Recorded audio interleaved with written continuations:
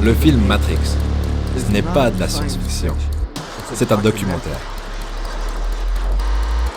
Tous les jours, vous utilisez seulement environ 5% de votre vie consciemment, ce qui est créatif. 5%. Donc votre vie est vécue, même si vous pensez que vous vivez votre vie.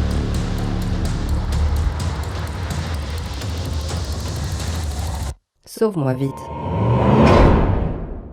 Dans cet épisode, vous allez découvrir est-ce qu'il est possible de changer. Je sais que beaucoup de personnes pensent qu'il est possible d'évoluer, mais pas de changer littéralement. Je ne sais pas ce que vous en pensez actuellement, je ne sais pas ce que vous penserez d'ici la fin de cette vidéo.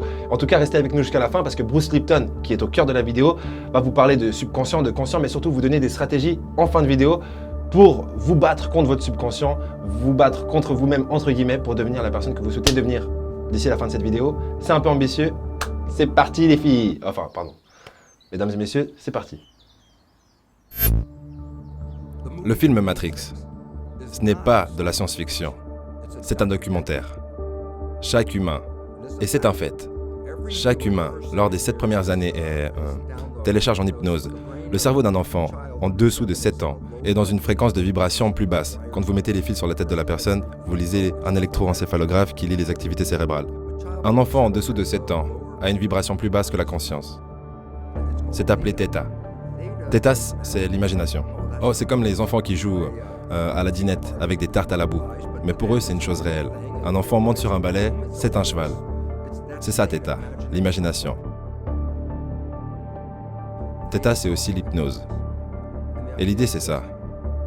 Avant que vous ne pouviez devenir conscient, si vous n'avez pas de programme, de quoi allez-vous être conscient ? C'est un peu comme si j'achète un nouvel iPod, et je le sors de la boîte, j'appuie sur play, rien ne se passe. Et vous vous dites, oh mon Dieu, j'ai dépensé tout cet argent et cette saleté ne fonctionne pas. Et ensuite, un petit enfant de 7 ans arrive et dit, monsieur, vous n'avez téléchargé aucune musique, comment est-ce que vous allez jouer quelque chose ? Et je me dis, c'est la même chose. C'est comme si le cerveau est l'iPod et la conscience est l'écran où je peux créer. Mais si je n'ai rien dans le disque dur, je ne peux pas créer. Donc la nature fait les 7 premières années. Comment ? Quelles sortes de programmes sont requis pour vivre sur cette planète ? Je dis, comment vous les obtenez ? Theta, c'est l'hypnose. Vous regardez juste.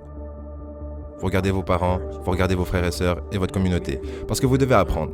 Combien de milliers de règles ? Pensez-y. Juste pour être un membre fonctionnel d'une famille et un membre fonctionnel d'une communauté, il y a des règles. Vous devez apprendre ces règles à un enfant. Je dis, vous n'avez pas à le faire. Les 7 premières années, ils observent et ils téléchargent. Et après, je dis, pourquoi est-ce pertinent ? Parce que c'est un fait regrettable. 99% de notre vie, c'est un fait. Vient de ces programmes dans le subconscient.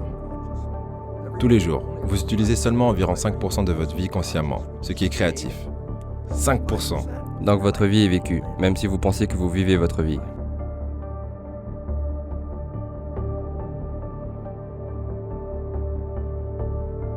Comment vivre plus votre vie, sachant que 95% de votre vie est vécue en mode automatique par votre subconscient ? La réponse est simple, c'est simplement en étant plus conscient. Comment être plus conscient ? En ouvrant les yeux et en étant, en fin de compte, alerte à notre environnement réel, pas à l'environnement imaginé via nos pensées. Sauf qu'il faut savoir que nos pensées, et de penser en général, c'est très addictif.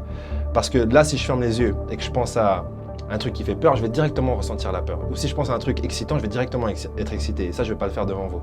Mais du coup, ce que je veux dire, c'est que je peux accéder à une infinité de possibilités d'émotions juste par la pensée.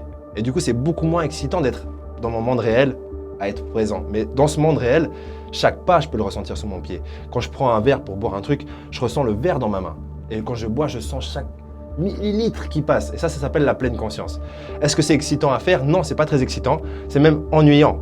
C'est beaucoup plus excitant de penser tout le temps à tout et n'importe quoi. Sauf que c'est pas ce qu'il y a de plus nourrissant pour l'être humain. Exactement.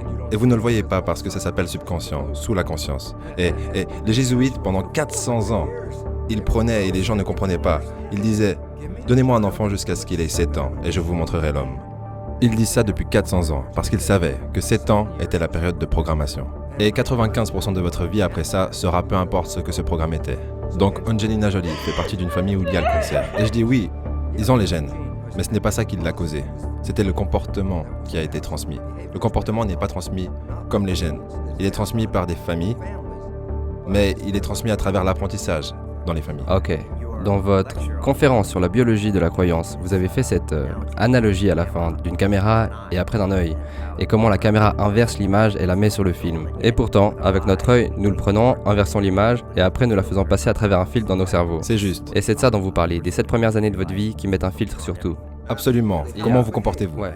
Ouais. Il y a des millions de règles pour que vous et moi puissions regarder deux choses distinctes ou deux choses et avoir des conclusions complètement différentes. Exact, et c'est juste basé sur comment vous avez grandi, ce que vous voyez. Vous savez, ce n'est pas nouveau. Je veux dire, il y a ce livre connu, Père riche, Père pauvre.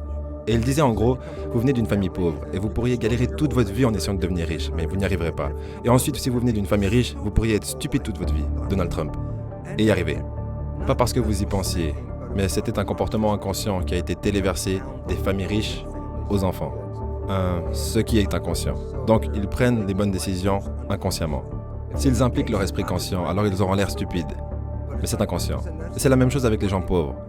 Les gens pauvres ont des croyances venant de leur famille, comme « tu ne peux pas y arriver, la vie est un combat, les choses sont difficiles, pour qui est-ce que tu te prends ?» Et si c'est le programme que vous avez obtenu, alors 95% de la journée, vous allez vous saboter vous-même. Et c'est pour ça que les gens pauvres restent pauvres et les riches restent riches, à cause de la programmation. Ce que nous devons réaliser en premier lieu, c'est que 95% de notre comportement vient du subconscient. Donc un enfant va enregistrer pendant 7 ans.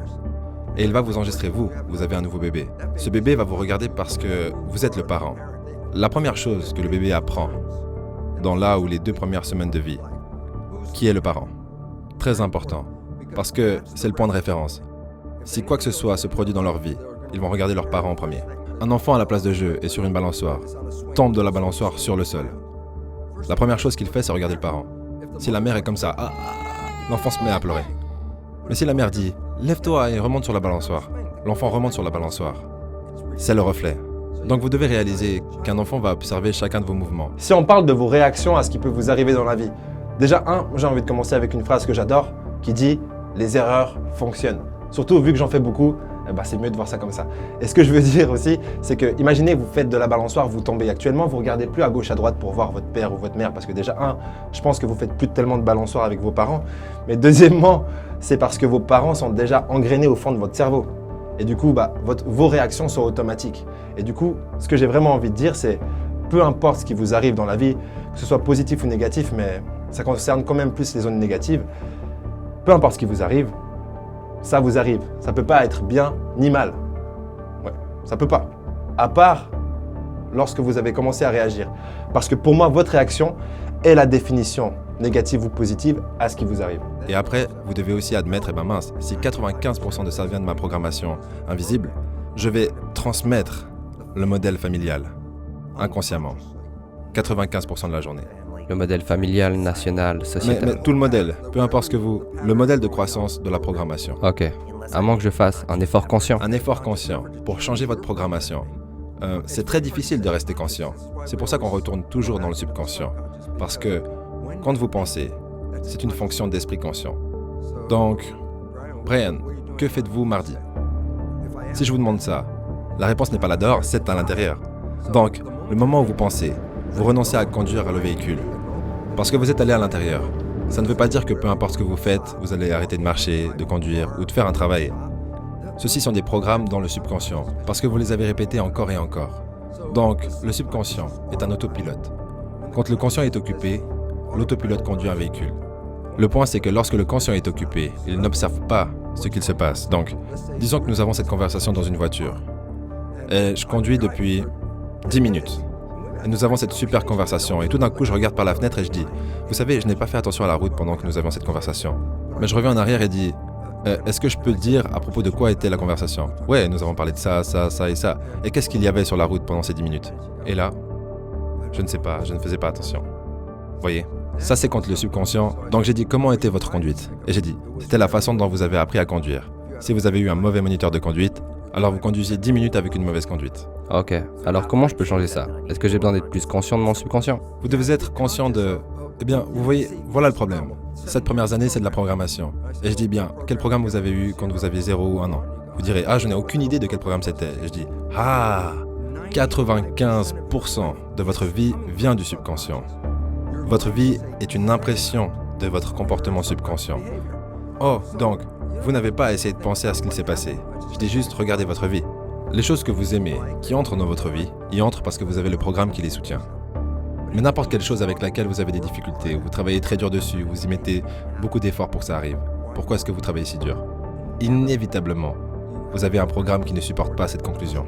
Et vous essayez de passer outre le programme. Vous êtes votre environnement.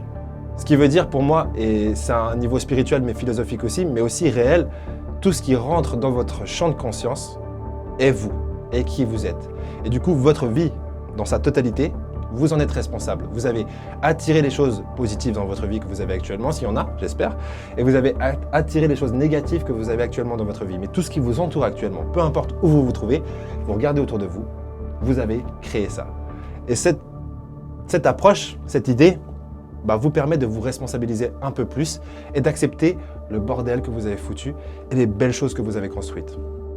Et la citation que j'utiliserai pour schématiser le tout, même si c'est un peu moins loufoque que ce que je viens de vous raconter, c'est la citation de Bill Gates qui disait « Si tu nais pauvre, ce n'est pas de ta faute, mais si tu meurs pauvre, c'est de ta faute. » Donc, vous n'avez pas besoin de faire beaucoup de choses de psy ou de psychologie. Vous regardez juste votre vie et dites où est-ce que j'ai des difficultés.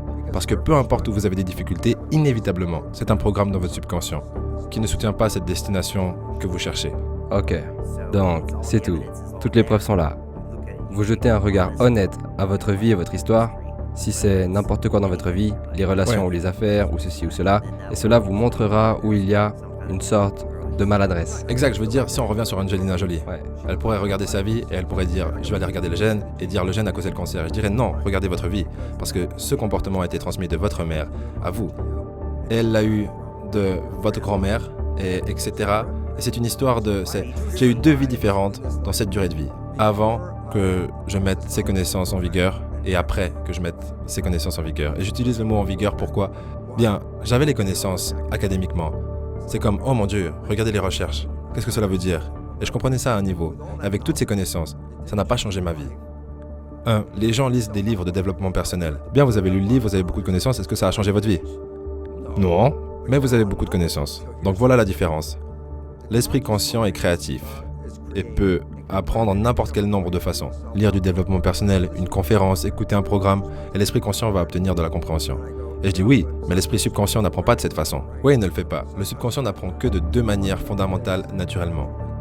L'hypnose, qui correspond aux 7 premières années, et après l'âge de 7 ans, comment est-ce que vous mettez de nouveaux programmes à l'intérieur? La répétition et l'entraînement. Vous voulez conduire une voiture? Vous n'avez pas appris en vous asseyant en mettant la clé dans le contact. Vous avez dû vous entraîner à conduire la voiture. Vous voulez apprendre l'alphabet? Combien de fois avez-vous passé de A à Z? Vous savez, essayez d'aller de A à Z avant que vous ayez pu l'accomplir. Une fois que vous l'avez accompli, vous n'avez pas à revenir en arrière et le refaire à nouveau. Donc 2 phases. Vous voulez entraîner votre esprit inconscient? L'hypnose, la répétition. J'aime la dernière parce qu'il y a une nouvelle phrase qui circule appelée « Faites semblant jusqu'à ce que vous y arrivez ». Qui veut dire, si vous n'êtes pas une personne heureuse, vous voulez être une personne heureuse, alors répétez tout le temps « Je suis heureux, je suis heureux ». Je dis, eh bien, vous n'avez pas l'air heureux ou quoi que ce soit. Vous dites, non, à qui est-ce que je parle? Par la répétition, je parle au subconscient. Ok. Si le subconscient comprend « je suis heureux » et 95% de votre vie vient de ce subconscient, il y aura un moment, une fois que le subconscient aura compris « je suis heureux », vous n'avez plus à le dire. Ok. Ça sera automatique. Et c'est pour ça qu'on voit des gens remplir des journaux d'affirmation, de gratitude et tout ça. Parce que si vous faites ça tous les jours... C'est répétitif, c'est ça la partie secrète. Mettre un post-it sur le réfrigérateur est plutôt comme une suggestion. Mais ce n'est pas une répétition, donc ça ne fonctionne pas très bien. Mais vous devez... La répétition est une habitude, c'est créer une habitude. Donc vous devez faire quelque chose religieusement. Le répéter, le répéter, le répéter pour que ça fonctionne. Je ne sais pas pour vous, si vous avez trouvé la réponse à cette question, est-ce qu'il est possible de changer ou pas, ou c'est juste possible d'évoluer? Pour moi, c'est clairement possible de changer, d'évoluer tellement qu'on appellera ça le changement. Et par contre, c'est pas simple, ça prend du temps, il faut vraiment le vouloir, donc il faut une réelle volonté derrière de changer. Il faut savoir aussi pourquoi on veut changer. Et généralement, c'est mieux d'avoir plus d'une raison, parce que dès que cette raison tombe, on n'a plus besoin de changer. Et du coup, une fois que vous avez une réelle volonté à changer, vous pouvez le faire. Mais comment? Pour moi, par la visualisation. Et c'est pour ça qu'on a créé le programme Réalité Parallèle, que vous trouvez sur réalitéparallèle.com. Mais c'est pas que pour ça. En fait, c'est surtout pour l'argent qu'on a fait ce programme. Non, je déconne. La question à se poser, en fait, c'est bien sûr qu'on travaille aussi pour de l'argent parce que ça nous permet de travailler de plus en plus, de mieux en mieux et d'avoir les ressources nécessaires pour apporter et créer toutes ces vidéos gratuitement sur YouTube. Mais la raison réelle pour laquelle on a fait Réalité Parallèle, ce programme de visualisation, c'est simplement que pour nous, ça fait partie des 3 piliers, j'ai envie de dire, profonds au développement personnel. Si vous n'êtes pas capable de vous voir réussir dans votre esprit à travers un processus guidé que vous devez faire littéralement tous les jours, je ne pense pas forcément que vous arriverez à atteindre votre succès. Pas si vous ne suivez pas le programme Réalité Parallèle, attention de ne pas mal me comprendre. Mais si vous n'êtes pas capable de visualiser votre succès en détail depuis votre esprit et que vous ne le faites pas régulièrement, comment est-ce que vous pensez pouvoir l'attirer dans votre vie? Ça, c'est une bonne question. Du coup, sur ce, je vous dis... Ah non, avant de vous le dire, en fait, je vais vous dire, si vous kiffez la chaîne et que vous regardez ça souvent, n'oubliez pas de vous abonner. Je pense qu'on est prêt à passer le pas, n'est-ce pas? Et maintenant, je peux vous le dire, au prochain épisode. Ça pourrait vous surprendre de savoir qu'il y a certaines situations dans lesquelles les psychopathes sont en fait plus habiles à sauver des vies qu'ils le sont à les prendre.